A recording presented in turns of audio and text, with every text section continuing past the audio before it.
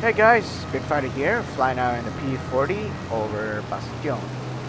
Now this video is intended to be a tutorial because I know many people who do not particularly enjoy the P-40. In fact, some actually hate the P-40. So I'm making a tutorial for them, and I'll show you guys how it's done. Because I actually have A status in this aircraft. I didn't get A status from arcade. I only got A status from realistic. I never flew this plane in arcade. So one thing you'd want to do is climb kind of to the side. It's not absolutely necessary, but I prefer it because that way you'll have a height advantage because you'll be traveling one direction, the enemy team's going to come in another direction. You're not going to be going head on, so you won't spot them immediately. Now with this plane, I would prefer climbing to around 2.5 to about 2.5k before turning towards the enemy, actually. As you can see, P-400 is doing the same thing as me. Or maybe he's just following me for no particular reason. I've had people do that before. So as you can see, we're almost reaching 2.5k. Now, this plane's optimal altitude is quite low. It's only like 3,800-ish. So you don't have to climb that high in this aircraft. Very shortly, we'll make a turn towards the left, and sure enough, we'll come across some enemies. Alright, turn left. And then we'll continue our ascent, and we'll continue our ascent until we come across enemy fighters. We're not going to stop ascending at any point. We don't have any set goal of where to stop ascending. We just ascend. That's our only goal right now, P-40. Because with American fighters in general, except for like the F-2A1, which anyone who's a turn fighter could still club with. Except for with the exception of the F-2A1, with every other aircraft you're going to have to climb and have an energy advantage. Even with non-American aircraft, such as the British,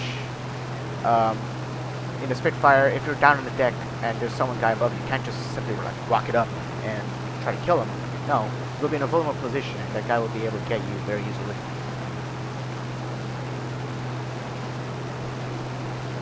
And also, another important point, stay with your team. You can see that I'm near a few teammates. One down there, one over there, several over there. Now there's a Ju-87 down low, and here's where most people make the mistake. Most people, upon seeing the first enemy down on the deck, they dive. They dive from the high altitude, dive straight for them. That is not the way to go. That is definitely not the way to go. Because what you're doing is that guy, think of him, that guy at low altitude, think of him as someone who's trying to be a bait. Someone who's trying to bait you so that other higher altitude fighters could get you. So he can make you descend and you get the point. So do not go for any of these guys because there's going to be other fighters up high and they're just going to get you really easily. And this is not like a Spitfire where you can outmaneuver anyone.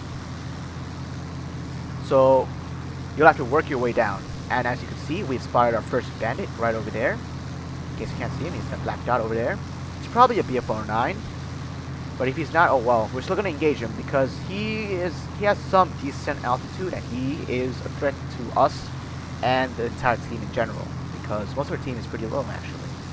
He appears to be moving slow, so I'm assuming he's a bomber. And he's actually descending. So I don't know whether or not I should engage him.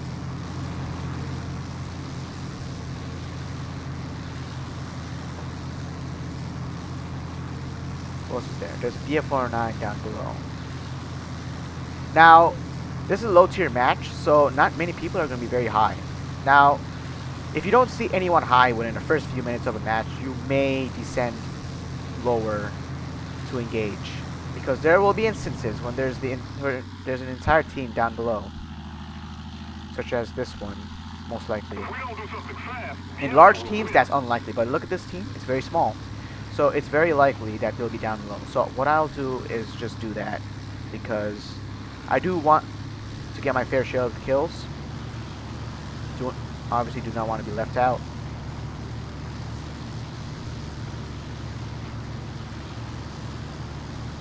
But in general, you're supposed to work your way down.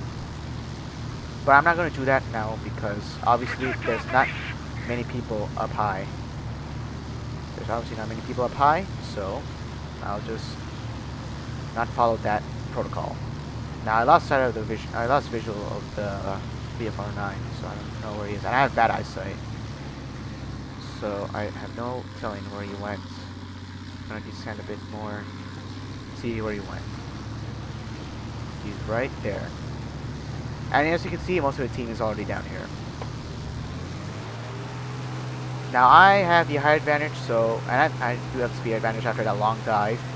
So carrying him should be quite easy. And I'm pretty sure I have more maneuverability than him. So yeah. Closing on him very quickly. And he's only diving down, but that's not really gonna help him. There's Inchy 112 up high, but he's focused on the F2A right there. So I'll focus on him later. Alright, now he's gonna try to take evasive action, isn't he? Alright. Got critical. Got him. He's down already. Now I'll try to go for this HE112 over here. Ooh, black. Almost thought that was actually an enemy player. Alright. HE112, he's diving for the P-40, which is just stalled out. This gives me a perfect opportunity to go for him.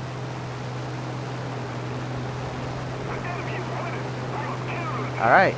I'm on his 6, and I'm going to open fire very momentarily. I don't really do good with aim. That's my major drawback. So yeah. Got a hit, got a few hits. Come on, stay steady. Alright. I'm gonna overshoot him, so I'm gonna climb up. I'm gonna climb up and see what I can do. P-36A doesn't have the maneuverability that well, actually maybe he does, but he's gonna overshoot him very soon. So let's see what I can do with this guy. No, he's gonna outturn me. Not gonna bother trying to turn with him. Gonna climb up instead. He's gonna continue turning. P-36 is gonna go for him. This guy appears to be very sluggish, so I'm assuming he's having some engine problems, which will make him an easier target. P-36A doesn't really hold that much ammo. Okay, he's an easy target now. Should be able to get him. Got him. Easy. That was pretty easy. And as you can see, I'm doing pretty well. I'm at the head of the team. And there's only 3 guys left, and none of them have any kills. On our team, we have 4 guys left. And we have plenty of ammo to spare, so I'll just climb up and repeat the procedure for going after these people. I'm pretty sure that J-87's crashed. Yeah, he's crashed. Who was he? Iago? Yeah, he should have bailed out very quickly. I don't see why he would just stay there.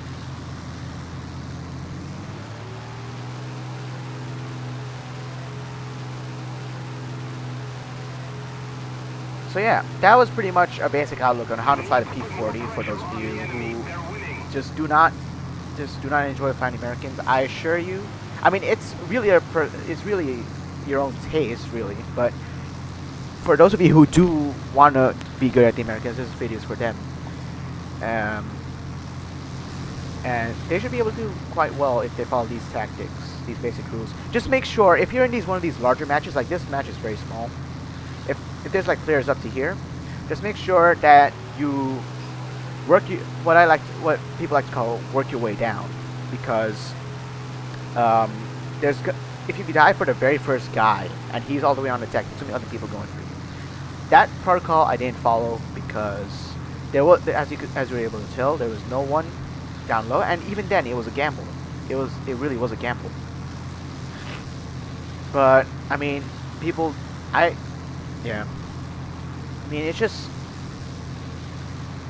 like that. Sometimes you do take risks. I mean, there's never 100% chance of you winning. Even if you're doing everything correctly, you could still, there's still like, even though it's a small percentage, there's still a chance. And there should be a tutorial for American aircraft in general, because that's how you fly them in general. Anyway guys, hope you enjoyed the tutorial, and I'll see you next time. Bye bye.